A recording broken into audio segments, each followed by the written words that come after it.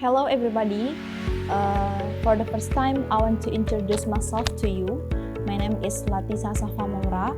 I'm a student in Constitutional Law in Islamic University Imam Bonjol Padang.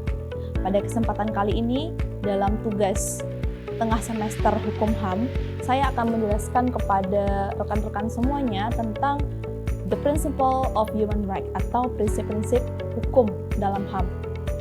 Berbicara tentang HAM itu adalah hal-hal yang sangat fundamental dan sangat totalitas melekat dalam setiap kehidupan manusia. Yang mana hak asasi manusia adalah seperangkat hak yang melekat pada manusia yang merupakan anugerah dari Tuhan yang wajib dihormati, dijunjung tinggi, dan dilindungi oleh negara dan pemerintah. Dalam pelaksanaan hak asasi manusia, tentu kita butuh prinsip-prinsip untuk menjalankan hak asasi manusia tersebut. Yang mana dalam prinsip tersebut ada 3 prinsip-prinsip yang bisa kita pakai dalam pelaksanaan HAM untuk semua manusia. Yang pertama adalah prinsip-prinsip kesetaraan, yang mana prinsip kesetaraan ini adalah kesamaan dan tidak ada kesenjangan, yang mana kesetaraan ini adalah ide yang diberikan kepada setiap manusia yang tidak terikat, bebas untuk kesetaraan tersebut. Dalam prinsip-prinsip kesetaraan ini, sering kita dengar atau kita sebut tentang tindakan afirmatif atau diskriminasi positif, yang mana diskriminasi positif ini hadir karena seringnya masalah yang hadir itu adalah kita berada di posisi yang berbeda tetapi dituntut untuk kesetaraan. Nah, di sana lahirlah contoh ketika pendidikan di kota sudah bagus, sudah berbasis elektronik, sedangkan pendidikan di desa sudah jauh tertinggal. Maka tidak bisa kita samakan antara pendidikan kota dan pendidikan desa.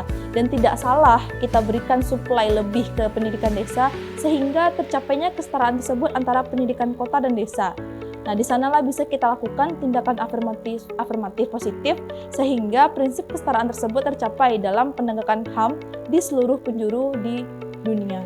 Yang kedua adalah prinsip non-diskriminasi. Jika kita menuntut kesetaraan, maka logikanya tidak ada diskriminasi dalam mensukseskan kesetaraan dalam prinsip-prinsip kesetaraan. Diskriminasi secara dasar adalah adanya kesenjangan perlakuan antara si A dan si B, sehingga diskriminasi tidak boleh dalam prinsip-prinsip hak asasi manusia. Dalam hukum HAM, hak asasi manusia dilindungi dalam Undang-Undang Dasar 1945. Upaya-upaya untuk menegakkan non-diskriminasi dalam HAM itu sudah dilindungi dan juga khusus kepada orang-orang yang fakir miskin, orang yang rentan, orang yang tua, dan orang-orang yang terlantar dalam pasal 6 Undang-Undang Nomor 39 Tahun 1999. Yang ketiga adalah prinsip kewajiban negara. Secara hukum internasional, negara berkewajiban untuk menjaga, melindungi hak-hak dalam sebuah negara. Dalam hukum pasif dan aktif pun, negara wajib untuk melindungi semuanya yang ada dalam sebuah negara. Contohnya, negara harus berperan aktif untuk mengamankan hak hidup dan mengamankan tidak adanya hak penyiksaan dalam sebuah negara. Contoh, dalam sebuah negara lain, tidak boleh negara lain membantu atau ikut menyukseskan menghilangkan nyawa seseorang dalam sebuah negara. Karena prinsip kewajiban negara adalah menjaga hak hidup dalam pengamanan negara baik secara aktif dan pasif. Pertahankan dalam pelaksanaan HAM di seluruh dunia. Yang pertama adalah prinsip kesetaraan, yang mana kita bisa menjaga kesetaraan baik itu kesenjangan-kesenjangan sehingga terjadinya kesetaraan dalam HAM di Indonesia maupun negara lain. Yang kedua adalah prinsip non-diskriminasi, tidak ada diskriminasi atau kesenjangan dalam kehidupan kita karena kita memiliki HAM dan kita harus menjaga hak-hak orang lain dan tidak ada diskriminasi.